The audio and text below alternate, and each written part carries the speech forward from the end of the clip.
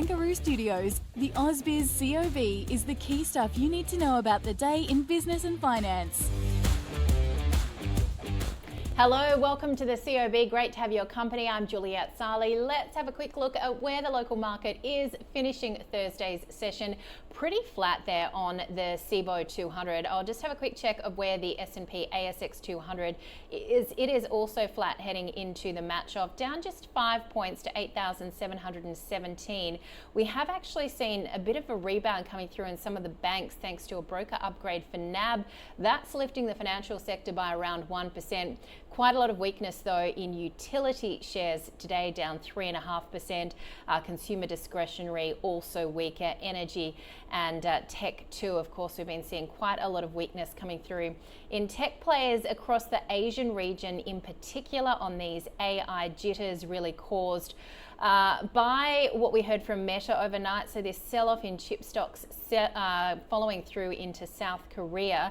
And Brent also at its lowest level since before the start of the Middle East war. All of this weighing on the MSCI All Country World Index, which is down by about 0.2%. And South Korea's KOSPI, which has a lot of these companies involved in AI infrastructure and build out, down by more than 6% in South Korea. So let's get into the themes of the day. And a lot of this wobble, I guess you can call it, in tech has really been due to Meta's move. Now, Meta is planning on building out its own cloud infrastructure, which is really going to compete with the likes of AWS, Google as well.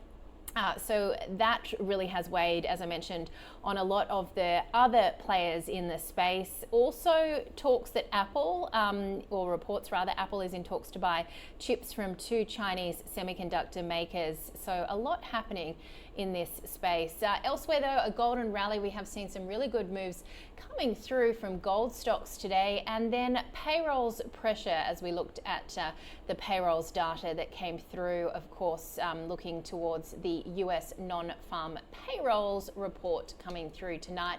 It will be out a day earlier, I should say, and that's due to the fact that it's going to be a public holiday on Wall Street on Friday.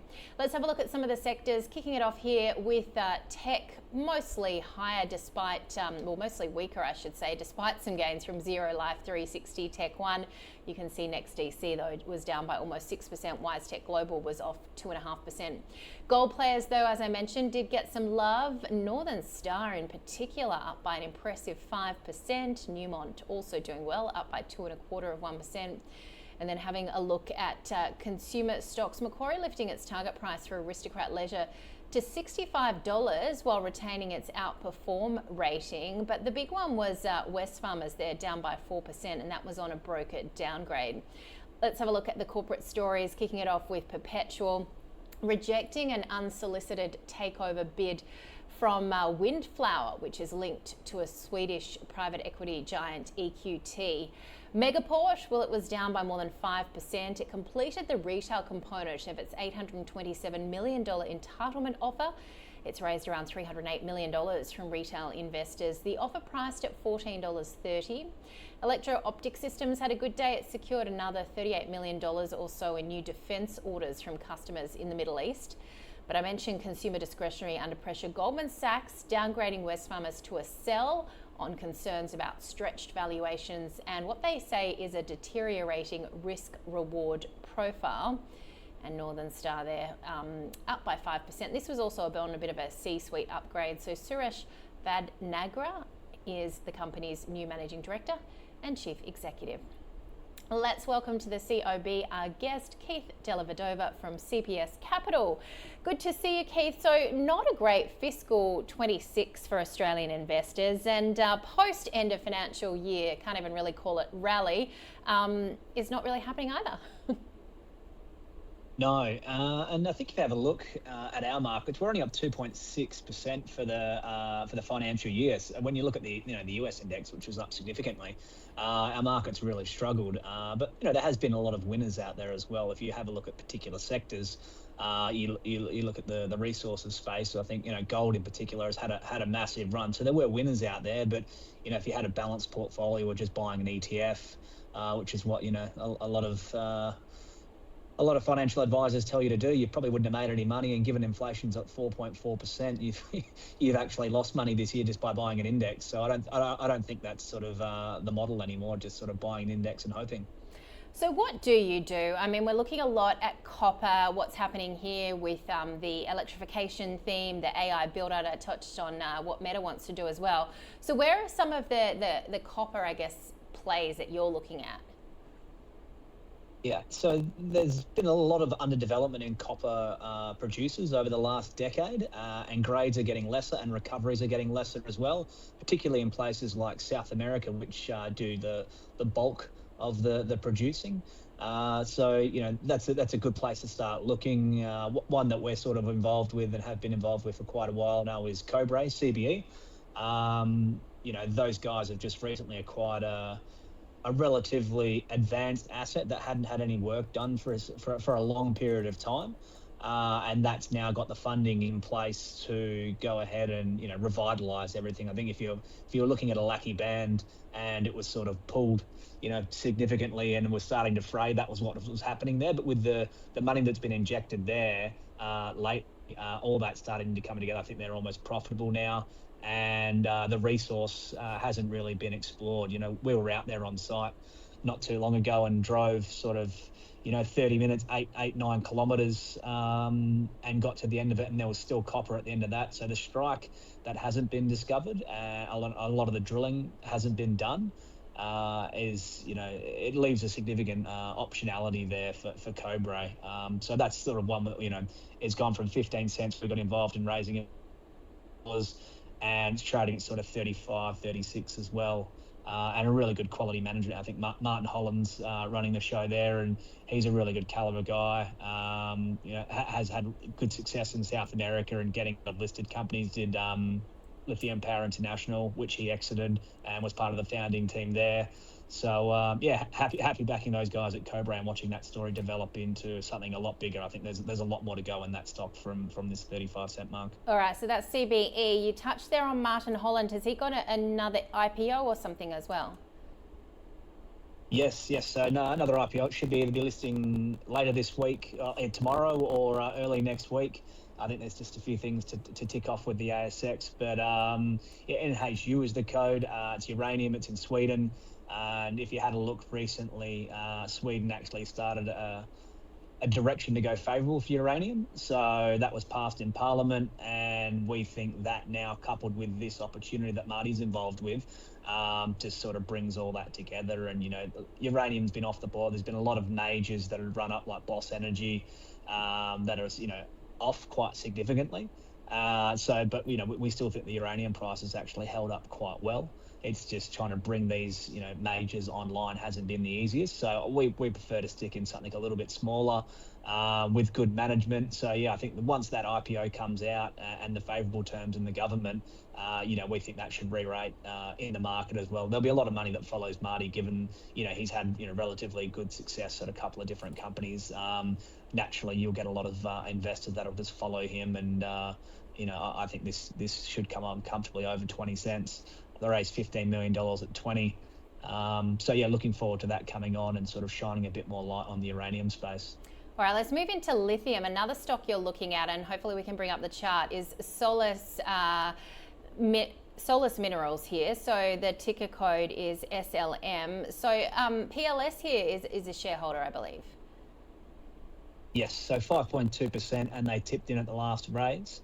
And they're just about to start drilling. You'll see it's sort of come back a little bit in the last couple of days. It's sort of comfortably holding sort of 12, 13 cents. There was a bit of a delay in getting some paperwork back by the looks of it, but I think that's all sort of cleared up now. And, you know, it's, you know, ready to drill with, you know, right next door to where Pilbara bought Latin Resources. And that's, again, going back to management, you have a look at the team that's involved here at Solus. You know, you've got Chris Gale. They took, you know, Latin Resources from 1 cent, you know, it sort of went up to 40 and was sold out to Pilbara for 600 million. And that same team's in here. There's been a fair bit of work already done on this project, so it's not just, you know, pie in the sky. We hope there's something there. There's been a lot of work already done here. This is the first sort of major drill campaign to get out there and do something. So again, I think if they find anything and the management calibers here, we should really see this sort of re-rate from these sort of levels. Again, it was comfortably trading at sort of 12, 13 cents until a slight delay. So sort of down here at 9.5, 10 cents. The raise that was done at sort of 9.5, 9.6 was heavily oversubscribed by institutional investors, and the company prioritised, allocations to the institutional guys who I know have been buying on market as well and are really bullish when this starts fueling, which should hopefully be next week. So yeah, looking forward to another management team hopefully reproducing a significant takeout that they had with Latin. Always great to get some stock picks, particularly in the small end of town. Keith, more broadly though, if you had to pick sort of one exposure to commodities, or if people were looking at an ETF, which commodity is looking more favourable? Is it copper? Yeah, I'd say copper, because there's a limited amount on the ASX as well of good quality ones. There's another company that's just run up on some good results, SLS.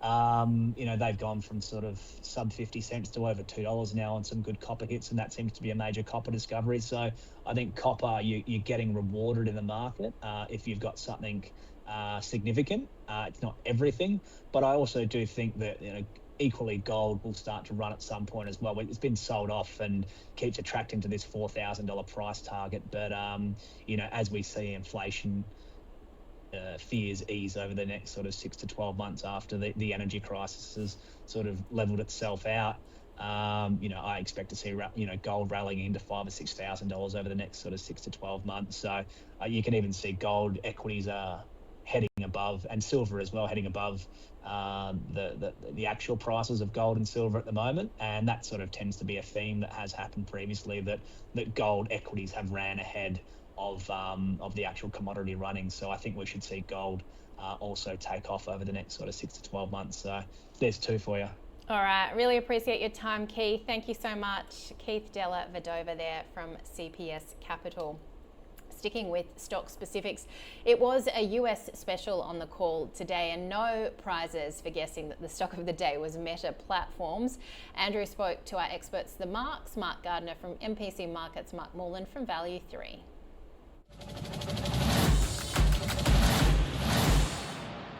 How do you come in now and try and grow, become a hyperscaler now, after everybody else, everything's sold out for the next year or two or three, I just think it's like a bit of a yawn. So as a Meta shareholder, I think it's fine. Okay, obviously if they've got spare compute, they're going to sell it. But I don't see this as being earth-shattering that suddenly Meta is going to become a hyperscaler. Look, I mean, this was a big criticism of Meta Platforms that they weren't doing this. They've actually got, and it affected the next stock we've got, Nebius, but they've actually got a long-term deal with them. Most of the analysts overnight were more so saying that there is likely a very large capex spend coming, and they're doing this to try and buffer at the next earnings. That they're getting something out of it because they've spent a lot on staff and people as well.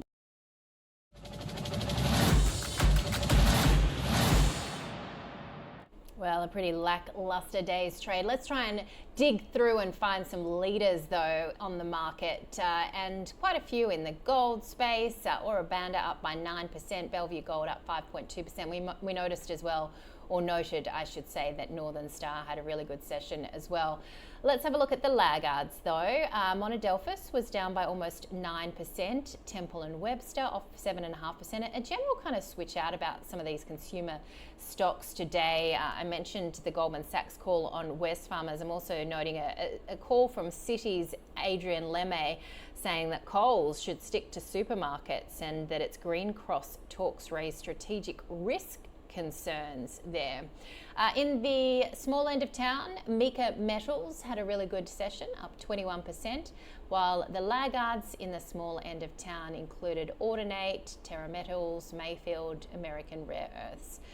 Well, when I saw that non-farm payrolls were coming through tonight, I thought someone had made an error, but it turns out it was me making an error. There's a public holiday tomorrow in the US, Friday, which means that non-farm payrolls are coming out a day earlier, Thursday night. and then also, of course, the US unemployment rate.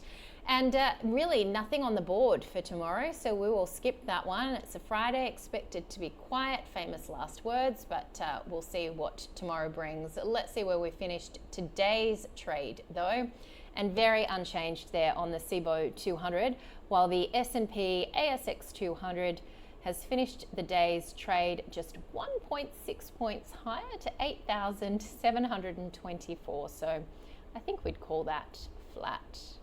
All right, we'll see you from 9:45 a.m. Eastern tomorrow. Have a good evening.